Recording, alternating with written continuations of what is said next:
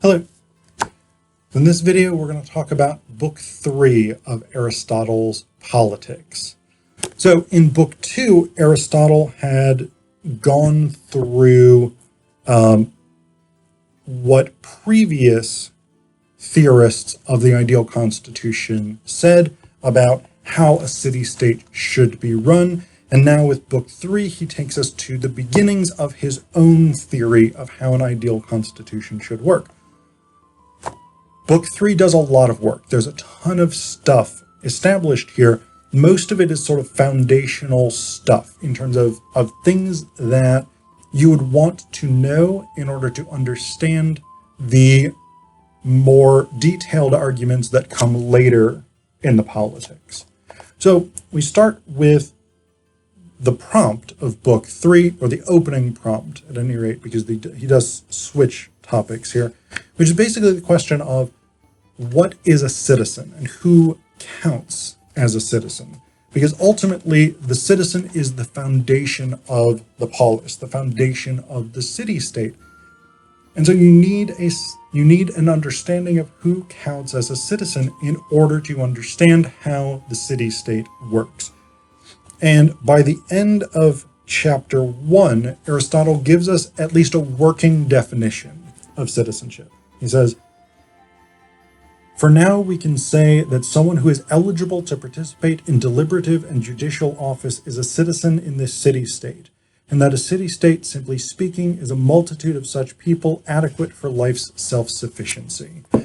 So in other words, a citizen is someone who participates in the civic, political, and judicial life of the polis.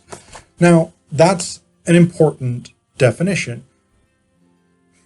One thing that's striking about it is that Aristotle doesn't inherently say a citizen must be male, a citizen must be a property owner, a citizen must be born free, etc., etc. All of these things are discussed later or at different points in the politics as something that guides the typical choices of who gets considered a citizen.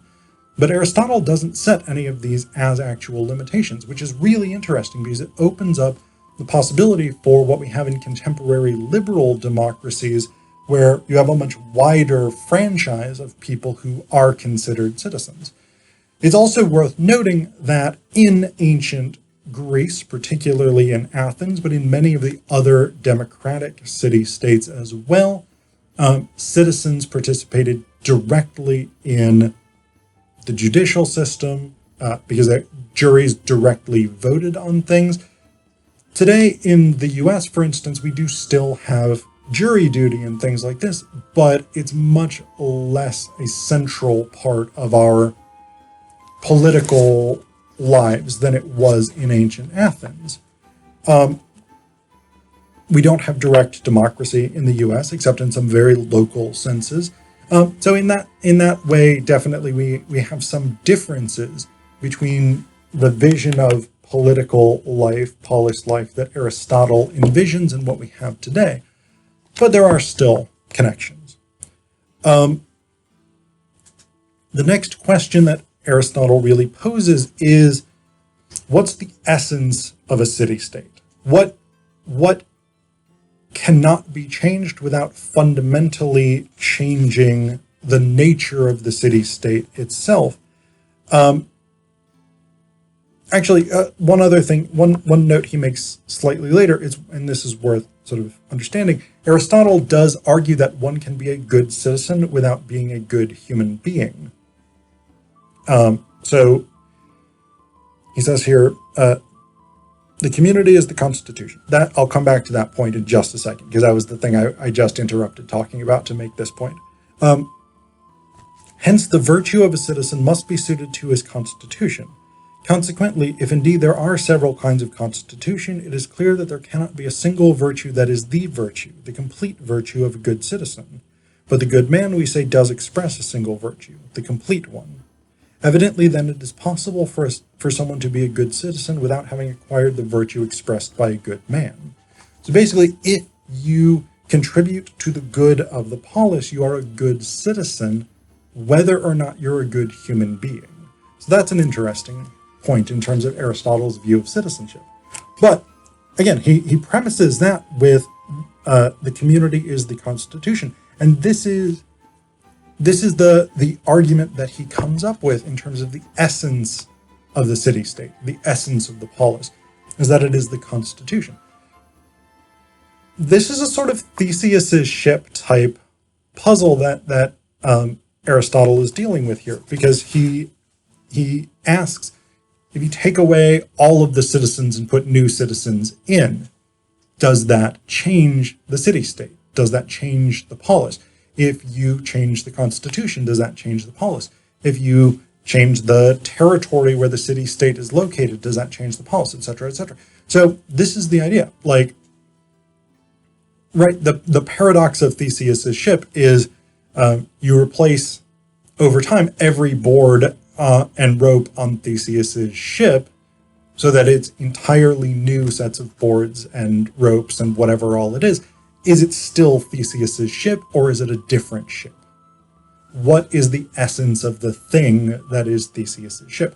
Aristotle is asking the same question here about the polis, and he comes to the conclusion that it is the constitution, the way that the laws are organized, political offices are set up, etc., etc. So that's his argument, is ultimately the city-state as such depends on the constitution, and if it is fundamentally changed or fundamentally altered or abolished, the city-state itself is fundamentally altered or abolished. So if, for instance, the United States Constitution were replaced, we would no longer have the United States. Even if we continued calling it the United States, if we threw out the Constitution and put in a new Constitution that did different things, different country, according to Aristotle, whether we agree with that or not. But that raises the fundamental question of what actually is a constitution. And I gave you a brief version of Aristotle's definition, but essentially what he says here in chapter 6 is a constitution is an organization of a city-state's various offices, but particularly of the one that has authority over everything. For the governing class has authority in every city-state, and the governing class is the constitution. I mean, for example, that in democratic city-states the people have authority, whereas in oligarchic ones, by contrast, the few have it. And we also say the constitutions of these are different. So this is what he means. The Constitution refers to the way in which political life is officially structured within a city-state, or in the case of the contemporary world, often a nation-state. One of the important points that Aristotle makes, and this, starting from chapter 7, really, this is kind of the focus of the rest of book 3, is that there are different types of constitutions, some of which are good, some of which are bad. And the essential difference Aristotle gives is whether or not the constitution is set up to benefit the multitude, whether it's set up to benefit everybody, or whether it's set up to benefit just a few who happen to have political power. This is an abstract distinction. And this is one of the problems with Aristotle's politics, is it often depends on these kinds of abstractions, where he says, for instance,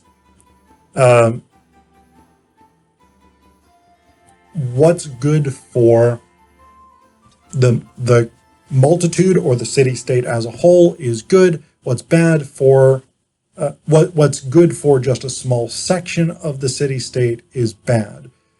That's very vague, and there's a lot of different ways to potentially interpret that. So as a political philosophy, that's not entirely helpful. One other thing that is worth noting, and that can make the politics a little bit confusing for contemporary readers, is that Aristotle distinguishes between democracy, by which he means a very specific thing, generally, versus politeia. So what he says here is, when the multitude governs for the common benefit, it is called by the name common to all constitutions, namely politeia. This would actually be what most of us today would associate with democracy, where authority is vested in the overwhelming majority of the people, where the people rule theoretically for the benefit of all. For Aristotle, that's politeia. What he means by democracy is made clear a little bit later when he contrasts democracy and oligarchy. Because what he says here is, what does distinguish democracy from and oligarchy from one another is poverty and wealth. Whenever some, whether a minority or a majority, rule because of their wealth, the constitution is necessarily an oligarchy. And whenever the poor rule, it is necessarily a democracy. So basically, for Aristotle, democracy is rule by the poor for the benefit of the poor. Oligarchy is rule by the rich for the benefit of the rich. Politeia is rule by the multitude for the benefit of the multitude. So in this case, the multitude, as I understand it in the politics, basically means everybody in the city-state. So everybody is involved in political life and the organization of the city-state. And for that reason, everybody has a share in power. Aristotle is also concerned in this book with the question of justice. And what he says here is, for example, justice seems to be equality, and it is, but not for everyone, only for equals. Justice also seems to be inequality, since indeed it is, but not for everyone, only for unequals. So we have that element of his political philosophy here. The question, because like in Plato's Republic, where one of the central ideas is that the ideal city-state should aim for justice, Aristotle makes the same assumption here, or the same argument here. But what he argues about justice is that justice depends on social context. So those who are the same should be treated the same, those who are differently should be treated differently. Whether or not we want to accept that is really kind of an open question. But Aristotle goes on in book 2 to describe, or book 3, sorry, he goes on to describe different types of democracies, different types of oligarchies, different types of kingships. And ultimately what he kind of ends up arguing, and I really agree with this actually, is that the worse constitutions have fewer people empowered. The better constitutions have more people empowered because, he says here, the many who are not as individuals excellent men nevertheless can, when they have come together, be better than the few best people, not individually, but collectively. And James Surowiecki, I think is his last name, has a book called The Wisdom of Crowds, which really shaped my views of democracy and my views of collective action. Because the central thing that Surowiecki argues in that book is, across the board, groups make decisions better than individuals. Even the smartest individual will, on average, be less right about things like predicting stock market prices, things like determining the best economic policy or the best foreign policy or something like this, than if you have a wide range of inputs from people who are looking at things in different ways. And Aristotle brings up the same argument. And this is ultimately why he believes that politeia is the best type of constitution, because it brings together everybody in the city-state to contribute to the common good. And again, this would be what today we would often call democracy. Though, again, Aristotle is talking about a direct form of democracy in which citizens immediately participate in things like legislation, the judiciary, running of the military, political offices, etc., etc. So this is an important distinction, and I almost certainly will keep coming back to this as we go through the various books of the politics.